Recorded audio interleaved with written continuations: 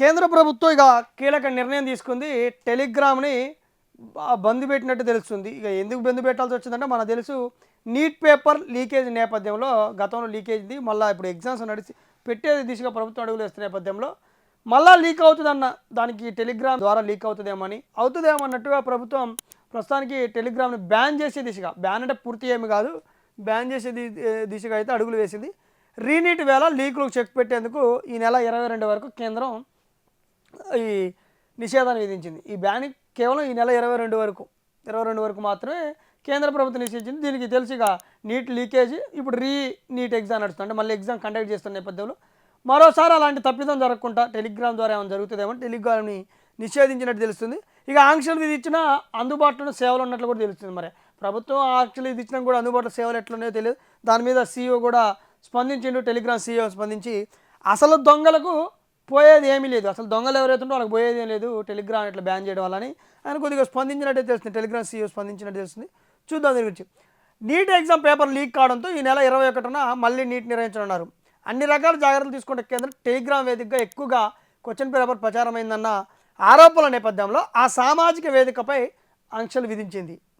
ఇక రీనీట్ నిర్వహించిన మరుసటి రోజు అంటే జూన్ 21 ఎగ్జామ్ అయిపోతే 22 అయిపోయిన తెల్లారి అంటే 22వ తారీఖు నుంచి మళ్ళీ అమల్లోకి వస్తాను. టెలిగ్రామ్ మీద బ్యాను తొలగిపోతుంది. ఇక అలాగే 30 తారీఖు వరకు సోషల్ మీడియాలో ఎడిట్ ఆప్షన్ లేకుండా చేశాం ఆ టెలిగ్రామ్ కంపెనీ ఆదేశించింది. ఎడిట్ ఆప్షన్ ద్వారా గతంలో చేసిన పోస్టును ఎడిట్ చేసే అవకాశాన్ని టెలిగ్రామ్ ఇస్తుంది. ముందుగా పేపర్ లీక్ అయిందని ప్రచారం చేసి పరీక్ష పూర్తయ్యాక అదే పోస్ట్ను ఎడిట్ చేసి అందులో ఒరిజినల్ క్వశ్చన్ పేపర్ను అప్లోడ్ చేస్తారు. ఇలా పీడిఎఫ్లను ఎడిట్ ఆప్షన్లో మార్చుకునే వీలుంది.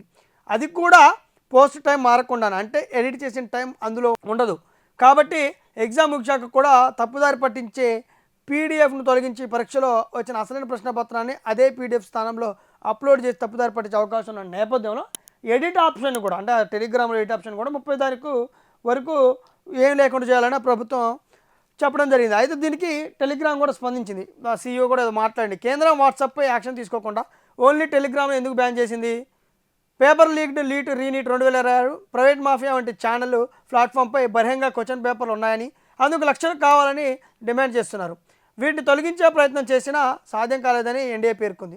మరి ఇప్పుడు టెలిగ్రామ్ బ్యాన్ చేస్తే అవే బ్యాచ్లు వాట్సాప్ గ్రూప్లో అలాగే పెట్టుకుంటే ఎలా అనే సందేహం రావచ్చు. కానీ టెలిగ్రామ్ వెసులుబాట్లు లూప్ వెబ్స్ వాట్సాప్లు లేవు. వాట్సాప్లో లాగిన్ కావాలంటే తప్పకుండా వ్యాలిడ్ సిమ్ కార్డు ఉండాల్సిందే. నెంబర్ లేకుండా వాట్సాప్ యాక్సెస్ చేయలేరు. సో ఇది అసలు టెలిగ్రామ్ వాళ్ళు స్పందించారు ఏమని?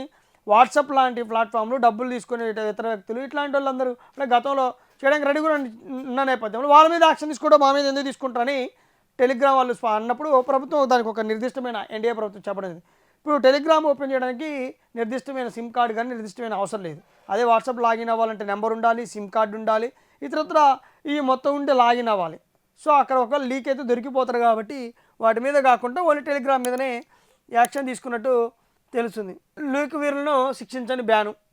కొందరు యూజర్లు లీక్డ్ క్వశ్చన్ పేపర్ను షేర్ చేస్తున్నారని భారత ఐటీ శాఖ వ్యాపారం బట్టి టెలిగ్రామ్ బ్యాన్ చేశారు. ఇది ఎగ్జామ్ మెటీరియల్ లీక్ చేసిన వారిని కాకుండా భారత్లో 15 కోట్ల మంది యూజర్లను శిక్షించడమే అని బ్యాన్ దేన్ని ఆపదు. లీక్లు వేరే యాప్లకు మారుతాయని టెలిగ్రామ్ సీఈఓ పావెల్ దురోవ చెప్పారు. ఇక టెలిగ్రామ్ సీఈఓ పావెల్ దురోవ ఏం మాట్లాడుతున్నా, లీక్ వీరులకు కాదు ఇది శిక్ష, టెలిగ్రామ్ పడది. టెలిగ్రామ్ని వాడుతున్న దాదాపు 15 కోట్ల మంది యూజర్ని ఇబ్బంది పెట్టడమే ఈ నిర్ణయమైనా ఆయన కొద్దిగా ప్రభుత్వాన్ని ఎన్డీఏ ప్రభుత్వాన్ని ఉద్దేశించి కూడా మాట్లాడినట్టు తెలుస్తుంది. సో మొత్తానికి